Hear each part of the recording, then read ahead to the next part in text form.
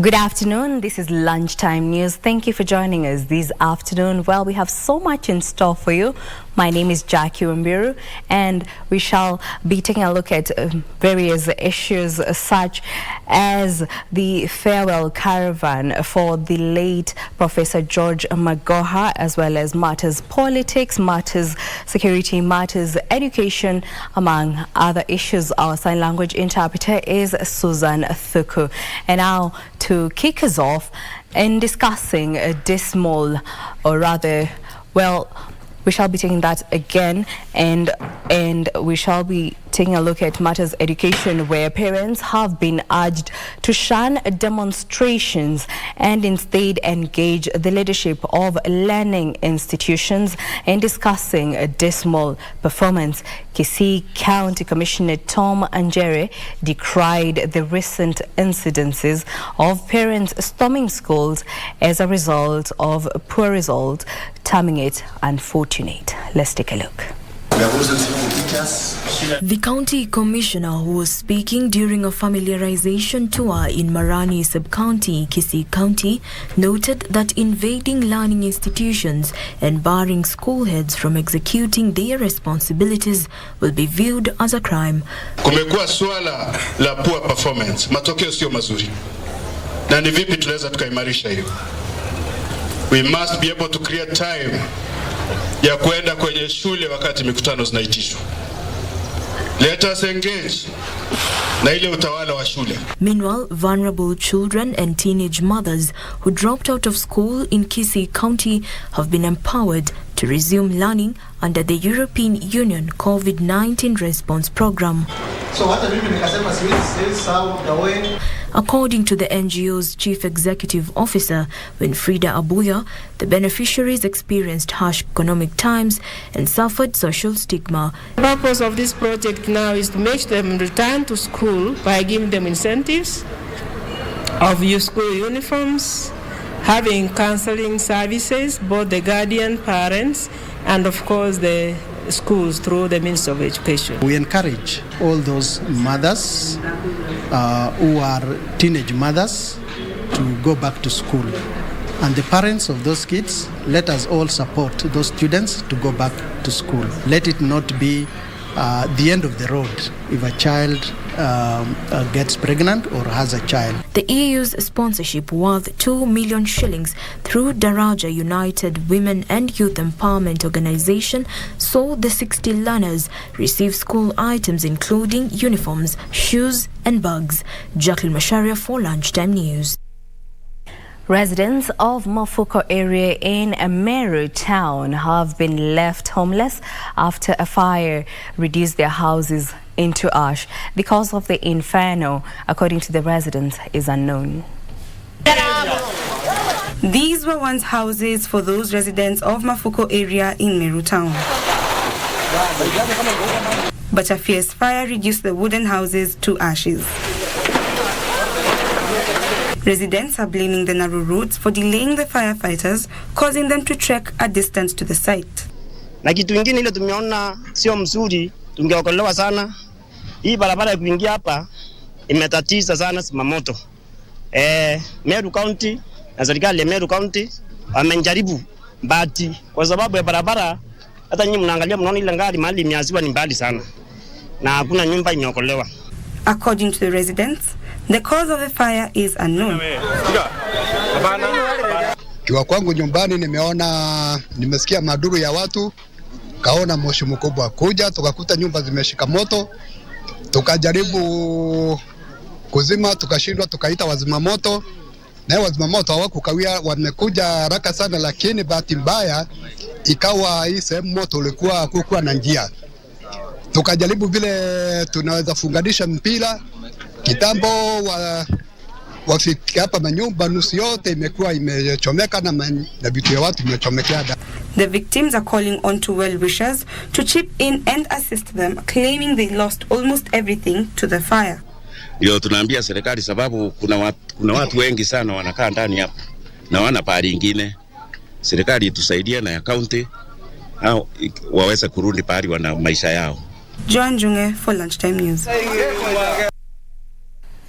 Residents of Ruto constituency in Kiambu County are accusing the local water and sewerage company for the increase in water pollution in the two major water sources. The irate residents say that the companies have converted Rivandarogo and Makoyo as dumping sites, threatening their livelihoods. Local farmers claim the water supply to their farms is declining. Tunategemea kwa upande ya kilimo, sisi wakulima ya mamboga, masukuma. Kuna kampuni moja imeconnect siwezi kwenda kwa mtu. Na sisi hiyo maji ndio tunatumia kuweka mboga. The previous cholera outbreaks in the county, which saw more than 20 people hospitalized, is also linked to the pollution of the two major water sources. Tunahofia hata hapa hii maji huenda tukapata magonjwa kama hayo ama magonjwa ingine. Pengine hii maji ndio inaleta hiyo cholera iko huko. The local sewer and water company says that the complaints have been launched to the Water Resources Management Authority for intervention. Frederick Parsayo, Lunchtime News. On education matters, public primary schools in Mombasa are now feeling the pressure of junior secondary school as grade 7 intake enters its second week. Some have been forced to have a double intake to accommodate the high number of pupils seeking admission. Mombasa County has 97 public primary schools and over 400 private primary schools. All public schools were approved to offer JSS, with only 166 private schools getting the nod from the Education Ministry in Mombasa County. Mombasa County Director of Education Peter Magiri said that despite the challenge being experienced, the exercise which began last week was going on well, and they expect the admission rate in Mombasa to hit over 70% by the end of the week. I'm satisfied with what we are doing. We must be over 70% now. Noting also, quite a number have also moved out of the county because parents have also, some parents are moving. Kwa hivyo tunafanya vizuri sana. Speaking after inspecting the ongoing admission process at Mbaraki Junior Secondary School in Mvita Sub-County, Magiri noted that the school's candidature in the national assessment was 25, but now they are having over 50 pupils. He exuded confidence that all the 34,000 students who sat the exam in Mombasa will join junior secondary school, even as he noted that some parents had decided to move to other counties. Majority of the students who who did KPSEA in private schools, they are joining public schools. Kwa sababu wako na liberty sasa, either waende private schools, other private schools that have centers or have been approved, or then go to public schools. About 1.6 million pupils who sat the inaugural Kenya Primary School Education Assessment began reporting to school Monday last week. Iyale School Maritini School Director Shetem Saba admitted that the process was competitive, saying it was not an easy task to meet the requirements. It was very competitive because there are a lot of things which were being looked into. The space of the class, the laboratory, the offices, and actually the provision of water, which actually is a necessity for the children. He, however, stated that the major challenge so far was the issue of textbooks, calling on the publishers to avail them in the market. The ministry announced that grade 7 pupils will undertake 12 subjects as they report to school. Grade 7 teachers have expressed confidence that the pupils are ready to handle the subjects despite transitioning from grade 6 where they only learn 5 subjects. It nurtures most in the learners' talents. They have a variety of subjects they can choose from. So from there, at least when they are still young, they will understand what they're supposed to do. They can also choose their careers at an early stage. So we nurture them other than just training them. So many subjects, and at the end of it, choose one for career. So it's better CBC than the other 844 system. Beatrice Gatonyenge Teach, Lunchtime News. And in the political arena, more than 30 Jubilee members of parliament have pledged to work with the government to advance its development agenda. The MPs, led by Jubilee Party's Director of Elections, Kanini Kega, who is currently serving to the Eala Parliament, met President William Ruto alongside his Deputy Rigathi Gachagua and pledged to set the political differences for the sake of service delivery. This is the second meeting in a row where President Ruto has hosted opposition MPs, having hosted about 10 MPs from Nyanza region on Tuesday. The ODM and Jubilee parties are, however, up in arms against the meeting between the president and its MPs, threatening disciplinary action against them.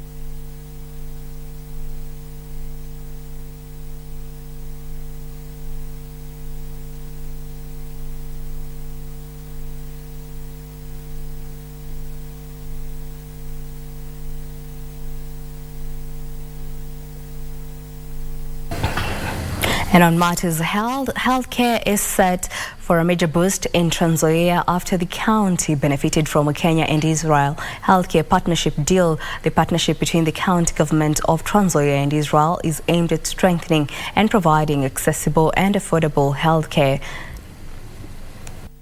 Speaking while signing the partnership deal at his office in Kitale County, Trans Nzoia Governor George Natembeya said the government has entered into an agreement to ensure all the 84 public health facilities across the county are integrated and networked through a robust referral system. Kama wakazi wa Trans Nzoia, mnajua kwamba huduma ya afya imekuwa ni duni sana.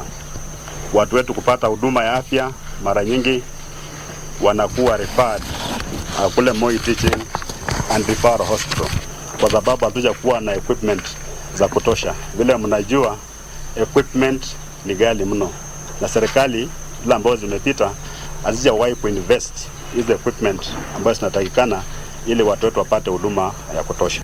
The county government will also receive advanced laboratory equipment, installation of drone technology for sample and pharmaceutical delivery.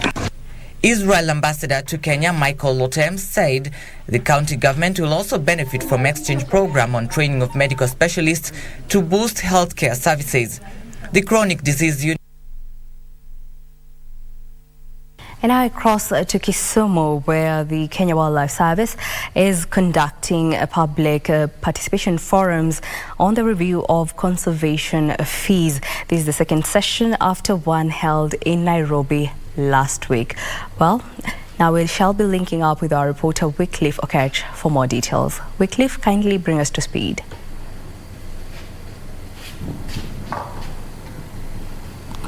Well, a very good afternoon to you, Jackie Wambiru, back in Nairobi. It is, of course, one of the many forums that the Kenya Wildlife Service is intending to hold as a way of public participation for the review of their conservation fees that they're planning to effect. And you see, these are a requirement of the law.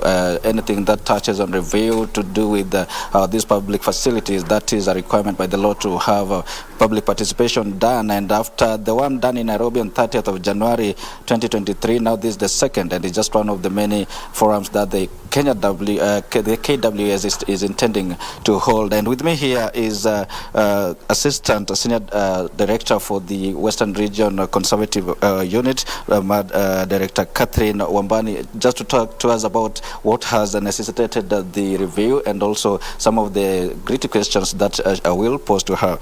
Welcome. This is KBC to our Lunchtime News, and just basically, in a short way, what has necessitated this forum and who are in that hall participating in that public participation forum? Thank you, KBC.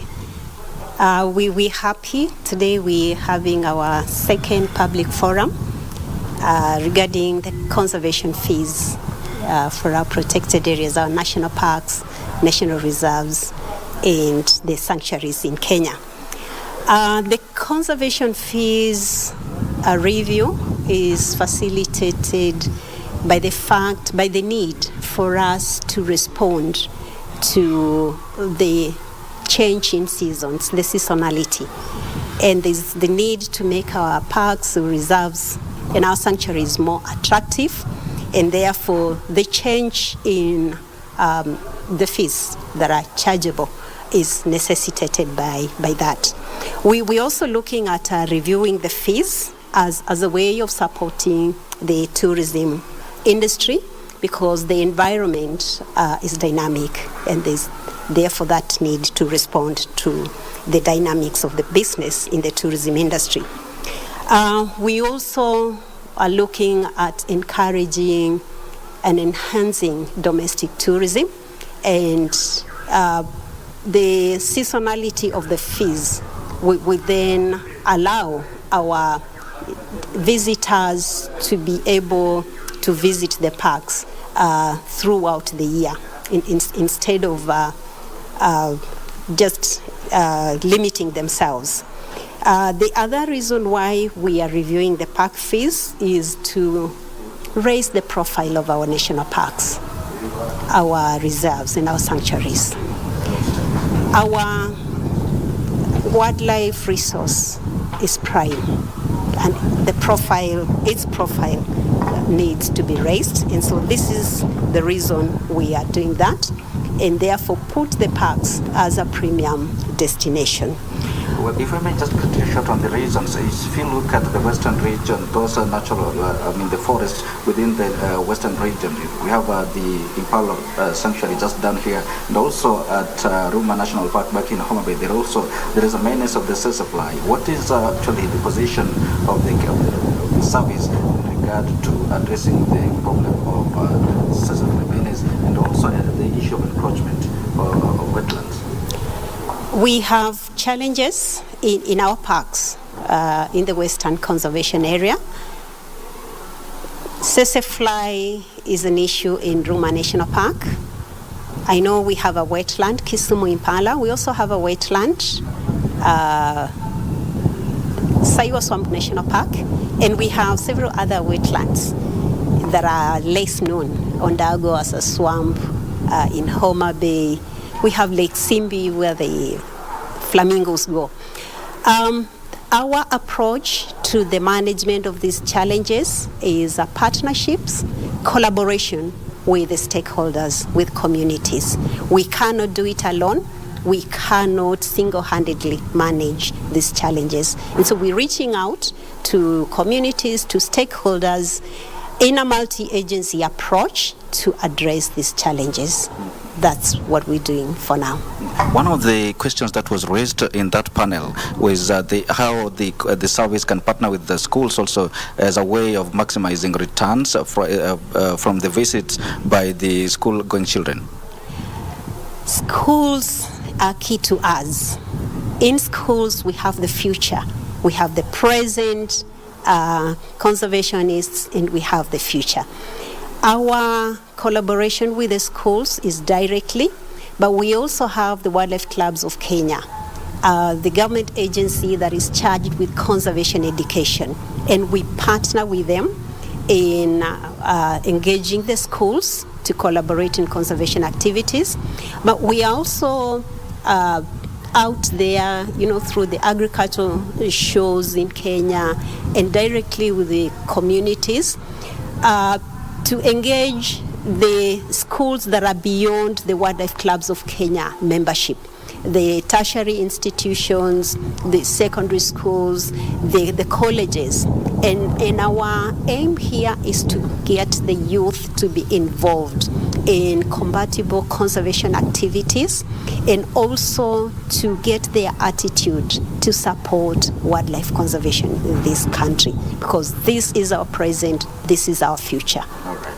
Thank you so much. Wambiru, that is Catherine Mambani talking to us about the whole issue of forest conservation. You say that is, she says that is a way, one of the forum that is currently underway here at Tomboya Labour College is one of the many forums that the service intends to carry out throughout the country as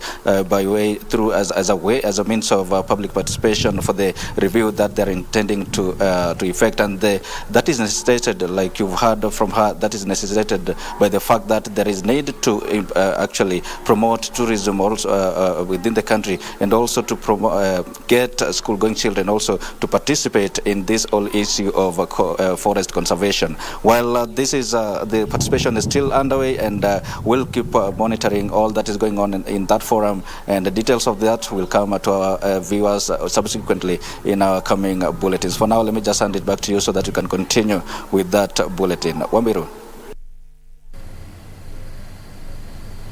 Well, that was our reporter Weekly Fukech with an update from Kisumu, where the Kenya Wildlife Service is conducting a public participation forums on the review of national parks, reserves and sanctuary conservation fees 2023-2025. We shall be keeping you updated. For now, we cross over to the University of Nairobi, where as preparations for the funeral of former Education Cabinet Secretary Professor George Magoha are still underway ahead of Professor Magoha's funeral, which is slated for February 11th. There are a series of funeral events leading to his interment that are currently underway. Wednesday, a farewell caravan proceeded from Lee Funeral Home through some of the places that defined Professor Magoha, including College Health Science University of Nairobi, the Kenya Medical Practitioners and Dentist Council headquarters, among others. And now let's link up with our reporter, Ruth Wamboi, for an update. Ruth?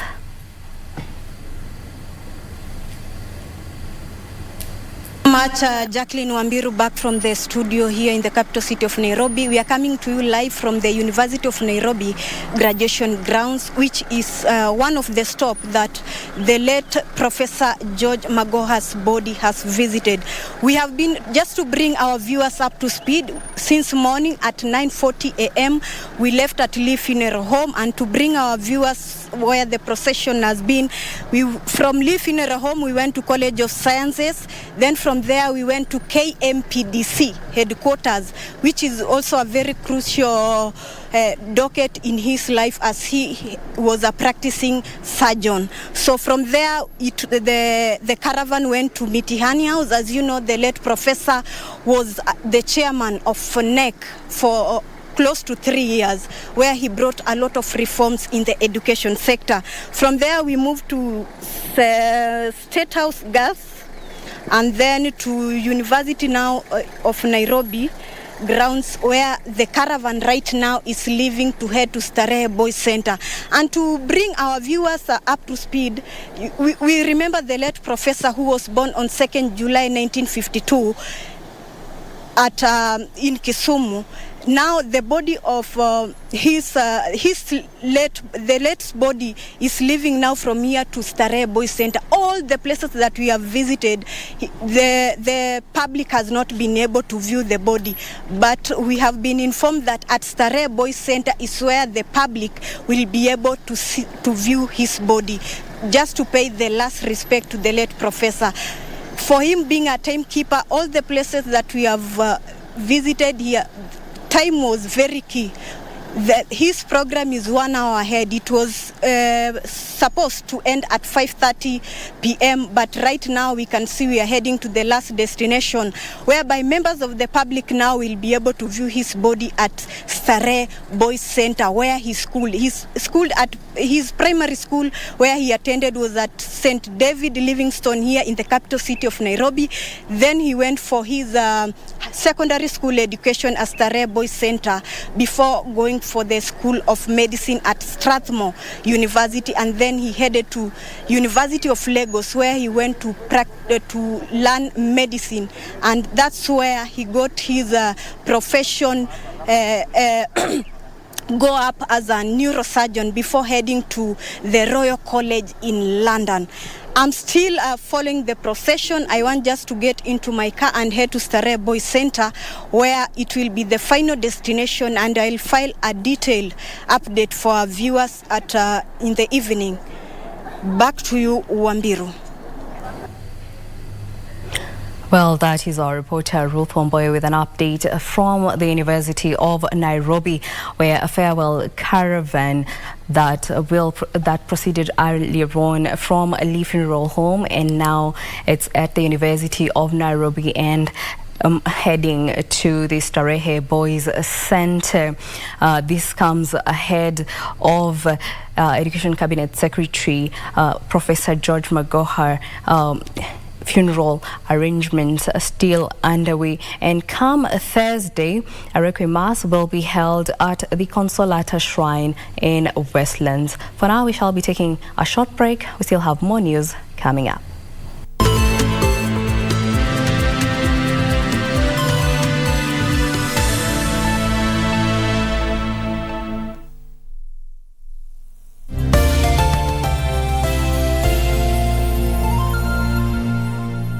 To get Proverbs chapter 3 verse 5 as your skiza tune, dial star 811 star 967 hash. Trust in the Lord with all your heart and lean not in your own understanding. In all your ways submit to him, and he will make your path straight. Proverbs chapter 3 verse 5 to 6. To get Proverbs chapter 3 verse 5, dial star 811 star 967 hash. Star 811 star 967 hash. Unclaimed financial assets include bank accounts, insurance policies, and other financial assets belonging to people just like you. Don't let your assets remain unclaimed. Take a few minutes to check and see if you have any unclaimed financial assets. Anahitaji uangalizi wa daktari na manasi kila baada ya saa, kila baada ya nusu saa, kila baada ya masaa mawili. Lakini ukimuuliza unaendeleaje, anakuambia niko afadhali, nashukuru. Mbona wewe usimshukuru Allah subhanahu wa ta'ala?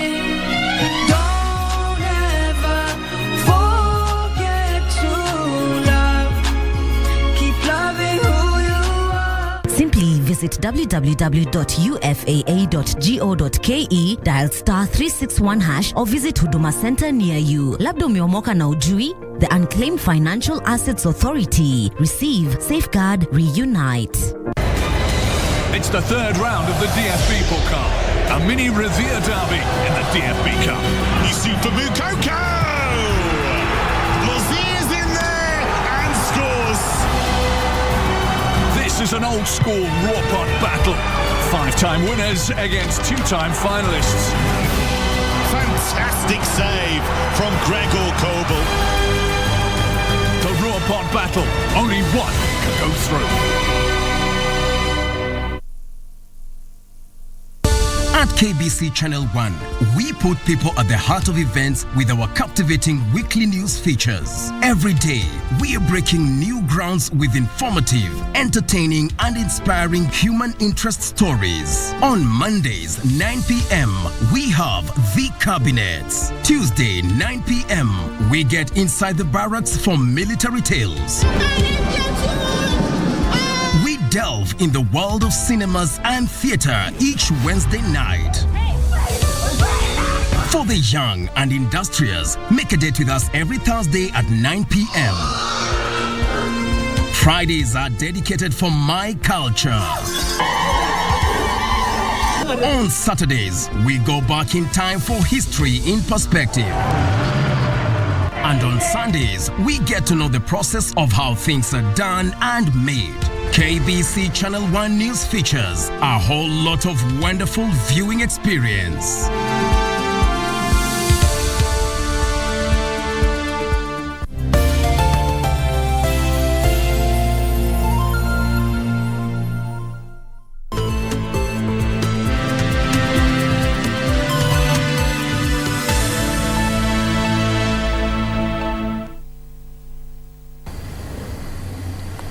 Welcome Welcome back. A section of educationists in Meru want parents to be close to their sons to ensure good behavior. The educationists say that discipline starts from home and should be instilled at an early age to give teachers an easier time. They called coming as Form 1 students continue to stream into various institutions for admission. Receiving Form 1 students, Chester Boys Secondary School Principal Japheth Napati said that the boys had been neglected at the expense of girl child. This, he says, has led to an increase in indiscipline cases and indulgence in drug abuse. However much sisi tunajaribu kazi yetu kufanya kama walimu hapa shuleni, pia tunaomba wazazi wakae karibu na watoto yao, especially wakati tuseme vijana wengi wameweza kuzama katika mbinu za mihadarati, wengine wako pale mijini, lakini hawa watoto si ati akipata ile parental care na akipata ile upendo wa mzazi, huyu mtoto itakuwa rahisi yeye huyu mtoto kuitransform. Meanwhile, teachers at Ololaisa High School in Kajiado had a busy day as hundreds of parents brought their children for admission. The school chief principal, James Mungai, said that 6 classes had been set aside to accommodate the new learners. We are happy to receive Form 1s today. As we talk, we have received about 250 Form 1s out of the expected 320. We have also prepared for this class on account of 100% transition according to the policy of the government by making more furniture,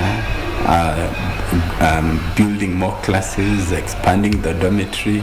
It is a real challenge, but we are sure that we are able and we are going to do what we can. Well, the arrangement has been so smooth. So far we have managed to register 3/4 of the students, and we believe by Wednesday we'll be through with the number of students who have been invited to join Ololaisa High School. Tuko na kijana wangu Frando Msoipana ambaye anajiunga na kidato cha kwanza siku ya leo, na tunamshukuru Mungu kwa sababu tunaona wazazi wengi wameweza kufika mahali hapa kuripoti. Parents exuding confidence of good results, given that the school 2022 Kenya Certificate of Secondary School Education mean score was 8.7. Nancy Okware, Lunchtime News. In other news, a section of human rights activists have raised concerns over the high number of gender-based violence cases in Kiambu County, citing unemployment and loss of jobs as great contributors. They are now proposing skilling of GBV victims as part of the solution to curb the vice. This was informed by the data released by area police that indicate at least 15 cases are reported on a monthly basis. To arrest the rising cases of gender-based violence witnessed in Kiamumbi area of Kiambu County, human rights activists are rooting for a more holistic approach in addressing the challenge. As part of the solution, they are proposing equipping gender-based violence victims with proper skills and then availing a revolving fund that will enable them to access and engage in income-generating activities. Therefore, we thought of starting this program in a very small way and working with congregations in this area so that we have a holistic package of supporting the survivors of GBV. Can we do better? How can we do better? How do we support the judiciary, for example? How do we support the county? How do we support the churches? And how do we support community elders to be able to ensure that we reduce the cases of GBV? Noting that most gender-based violence cases go unreported. Ourselves, even like us, you ask us what is abuse. When we talk about abuse, and most of us go through abuse every day. This situation has driven many into depression as they are unable to speak out. The implication that has not just on the perpetrator, but also the recipient of the violence, as well as the children within such households, become phenomenal when you want to look at it 5, 10, 20 years down the line. They're attributing the loss of jobs and unemployment as a huge contributor to the increased GBV cases, especially among men who are often ridiculed for failing to provide for their families. So let us have forums where we talk to our children, to the mothers, to the fathers, and in that way we'll come out openly to share the issues that we have, and we'll be able to help others. Opicho Chemtai for Lunchtime News. Child sexual exploitation and abuse through the internet has increased by 15% in the last year in Kenya. This was revealed by stakeholders in Kilifi Town during the 10th awareness campaign of online child protection. Paul Nasimiu has more details.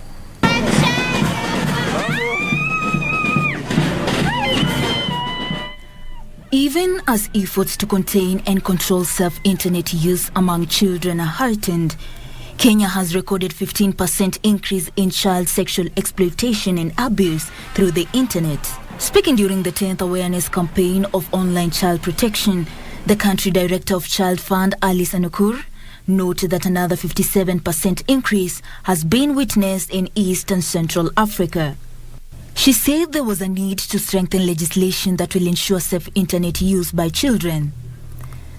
There is an increase of by 15% since 2019 of the number of cases that have been reported, and looking at East and Southern Africa, it's now about 57%. Sentiments echoed by the project coordinator for USAID to Jitegeme program in Kilifi County, who challenged the parliament to come up with the legislation that will seal loopholes and ensure perpetrators of child sexual exploitation through the internet are punished by law. Labda ningehimiza zile vyombo vyetu vya kutunga sheria ikiwemo county governments na national government through legislative arms parliament waweze kubuni na kuweka mikakati na sheria ambazo zitahakikisha kuwa mtoto analindwa katika matumizi ya internet. Child Fund Kenya Executive Director Martha Sunda attributed poverty to online child sexual exploitation, with many victims turning to internet to make money. Children are groomed for sexual exploitation. Some of them are found in sexting, where they're exchanging messages and videos and clips and photos that are sexual in nature and share it. Sadly, that is happening to our children, and some of them make money out of it, which is an area that we need to deal with, especially when we are looking at poverty in the country and beyond. Pauline Nasimir for Lunchtime News. Irate and Norkopir villages in Kitengela have taken the law into their own hands and closed down a dumping site in a residential area. The residents claim they are pleased to the Kajiado County government to relocate the dump site have fallen on deaf ears. Dozens of locals carrying anti-dumping placards barricaded the main entrance to the dumping site that they claim has become an eyesore. For more than 100 trucks, some from Nairobi County, were turned away by locals, vowing they will not allow further dumping. At some point, armed police officers escorted 11 trucks to the dump site to empty their garbage. In the last 2 weeks, the dumping site has been on fire, resulting in heavy smoke. Kile kitu tunataka kupata ni suluhisho wenye hii moshi inaweza kupoa, alafu tupate tena usaidizi kutoka kwa serikali. Tupate usaidizi kutoka kwa serikali, tupate venye tunaweza fanya suluhisho ya hii moshi. Hata watoto wadogo wanagonjeka sana. Changanya na hii moshi, watoto wamesikwa na vifua.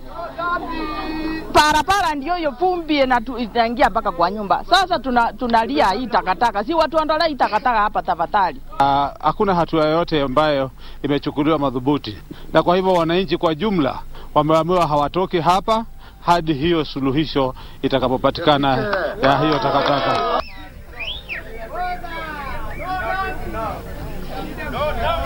A section of children from vulnerable families within Dagoretti South, Nairobi County have benefited from a new facility that will offer shelter and learning classrooms for them. The children who are under the care of Cherish Watoto Kenya Learning Center were handed over the facility that was funded by well-wishers, among them Good Shepherd Church and 413 organization. Speaking during a Thanksgiving ceremony that was also attended by students from Alliance Girls, the director of the center, Bernard Wandera, said the facility could not have come at a better time and will assist in empowering the less fortunate realize their dreams in education and skill development. Children have,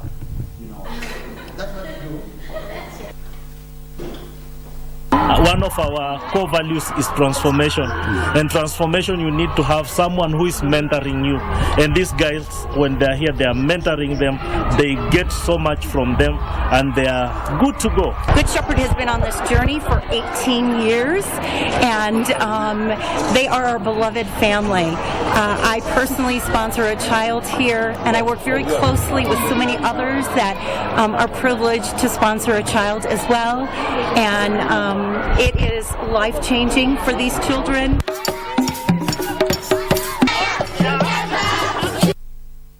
Now, more than 8,700 people have been confirmed dead, with the death toll expected to continue to surge in the massive earthquake that struck Turkey and Syria. Some international aid is already reaching Syria, but access is limited due to damaged roads.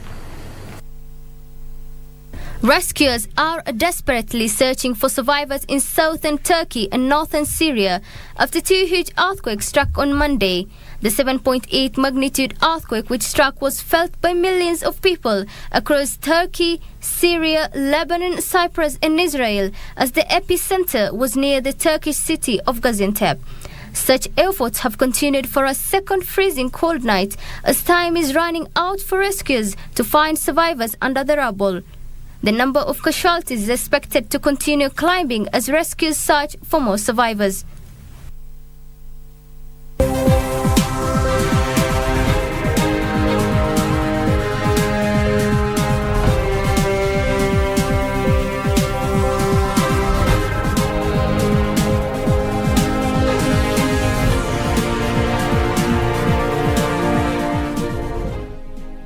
And our news making headlines in the business world, farmers have been challenged to embrace organic farming to restore their farmlands and improve yield. Crop scientist Cosmas Ocheng believes the use of some synthetic fertilizer leads to the acidification and degradation of the soil over time, hence dwindling of crop yields. An agricultural expert is calling on farmers to embrace organic farming to enjoy overwhelming demand of food grown through the practice as opposed to synthetic farming. The crop scientist warns that regular use of some synthetic fertilizer contributes to the acidification and degradation of soil over time. More importantly is that it addresses the issues with the chemical residues in our food crops. We have very acidious chemical applied in the soil in the name of fertilizers, in terms of foliar and pesticides. They're really dangerous because they really affect our well-being by introducing and interfering with the biological operation of our bodies that result into very adverse, what they call the lifestyle diseases. Ochieng says if embraced, farmers will reap big from growing demand for foods grown organically. He is challenging policymakers to professionalize organic farming in the country.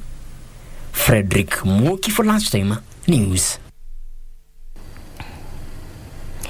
The government is urging the private sector to tap into the student housing project's niche, whose deficit currently stands at over 200,000 units, according to Housing and Urban Development Cabinet Secretary Zakaria Mwangi.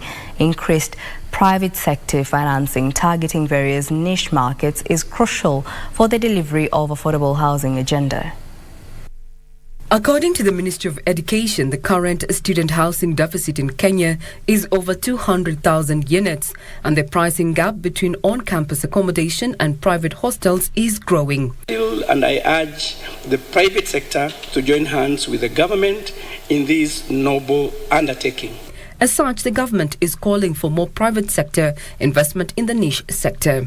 Mwangi is assuring investors of supportive incentives to address the housing deficit that is estimated at 2 million units currently. These measures include creating a supportive environment for private sector participation, as well as making it easier to access financing.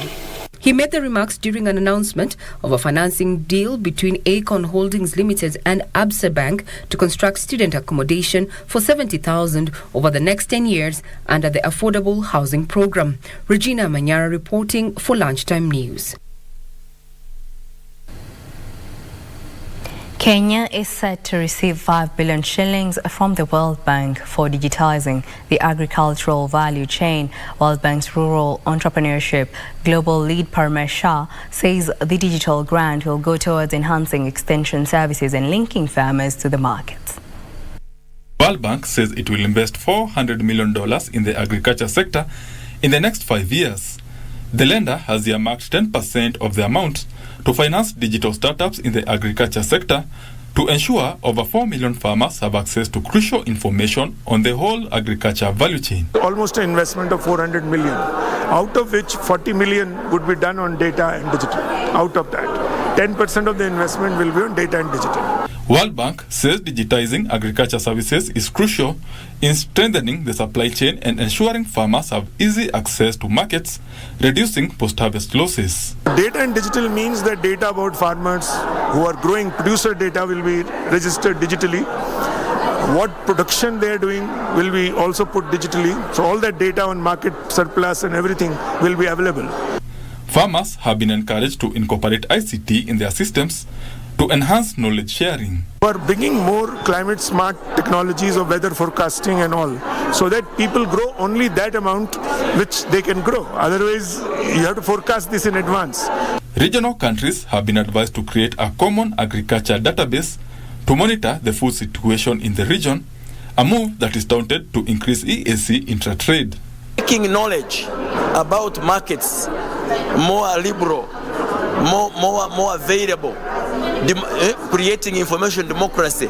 This as Uganda says talks on dairy products and raw cane exports to Kenya from Kampala are at an advanced stage, and soon a trade agreement will be reached that will allow increased trade of the two commodities. I am excited, and our presidents are excited about this, and our people will be winners. Kampala also says eggs import prices might drop soon, as Uganda has managed to stabilize feed prices. Benson Rioba reporting for Lunchtime News. Kenyan banks are now eyeing the diaspora market through digital banking services facilitated by international financial institutions.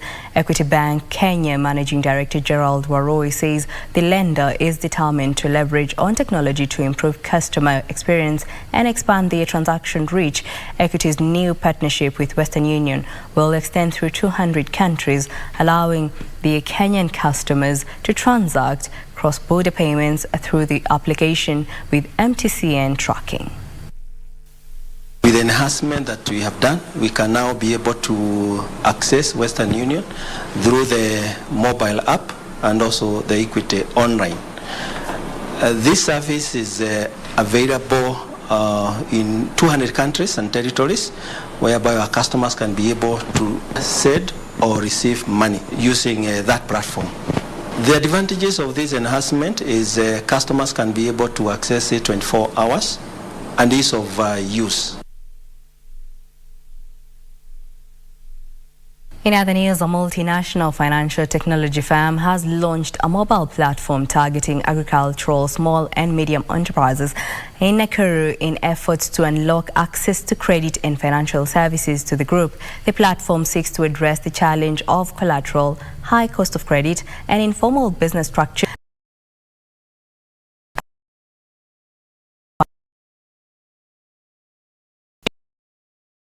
The main thing here was to give them a solution which can give them that real-time information. So we created this super hub to assist the agribusinesses so that they can record their transactions. We can get digital invoices, and the digital invoices in this case, you don't have your client or your customer doesn't have to be having the hub so that they can get the invoices. No, most of the time when we visited our clients, we realized with time that most of these clients, they don't keep proper bookkeeping. We are finding that people are mainly, the uptake is actually good. People are starting to use the application. After training them, after finding the importance of the app, you realize that people are embracing, they're starting to use our application. Trade between the US and China hit a record high last year, even as their diplomatic relations have reached new lows. import and export between the two countries totaled $690.6 billion in 2022. Here are the details of these and other stories making headlines across the globe. Tensions rose between Washington and Beijing in recent days after a Chinese balloon traveled across the U.S. The world's two biggest economies have been locked in a bitter trade war since 2018, when then-President Donald Trump started imposing tariffs on China. The new figures show that U.S. imports from China increased to $536.8 billion last year, as American shoppers spent more on Chinese-made goods, including toys and mobile phones. In the same period, U.S. exports to China increased to $153.8 billion. While some of the increase in trade between the two countries is a result of the rising cost of living, the figures also point to how reliant the U.S. and China still are on each other, even after years of trade conflict between them. Elsewhere, Microsoft has announced a new version of its search engine Bing, which incorporates the latest in artificial intelligence. The overhaul deploys OpenAI's ChatGPT technology, which has taken the world by storm since its launch last year. The move is by far the biggest threat Google has seen to its dominance in web search and marks the beginning of an AI arms race between the companies. Bing will now respond to such queries with more detailed answers, not just links to websites. Users are also able to chat with the bot to better tailor their queries. More contextual answers will be added on the right-hand side of a search page. The announcement comes a day after Google revealed details of its own new chatbot, Bard. Finally, Zoom video conferencing company that became a household name when remote work spiked during the COVID pandemic is laying off 1,300 staff. The move affects about 15% of its workforce, which has seen user growth slow and profits fall recently. Boss Eric Yuan said he and other leaders would also take big pay cuts as the company focuses on making sure it can weather the slowdown. More than 300 tech firms have laid off nearly 100,000 workers globally since the start of the year, according to layoffs.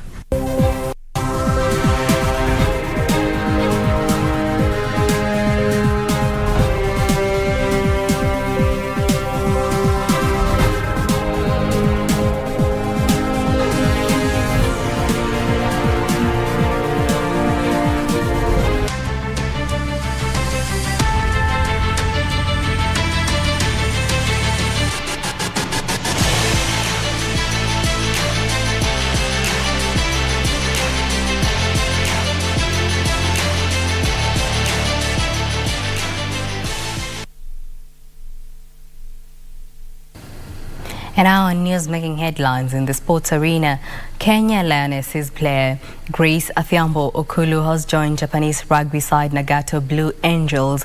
The Kenyan international fly half joins on a 6-month deal and will be a co-part of the local sevens campaign, which kicks off on 11th February and runs until July. Athiambo said she is looking forward to deepening her skills and career as a rugby player. Athiambo, who joins Janet Okello as the second Kenya Lionesses player to play in Japan, will link up with South African Nadine Roos at the club. The Blue Angels compete in the Tayo Seimei Women's 7 Series, which 12 clubs play in 4 tournaments over 4 months to determine a national champion. In other news, LeBron James has become the NBA's all-time leading scorer, passing Kareem Abdul-Jabbar's 39-year-old record.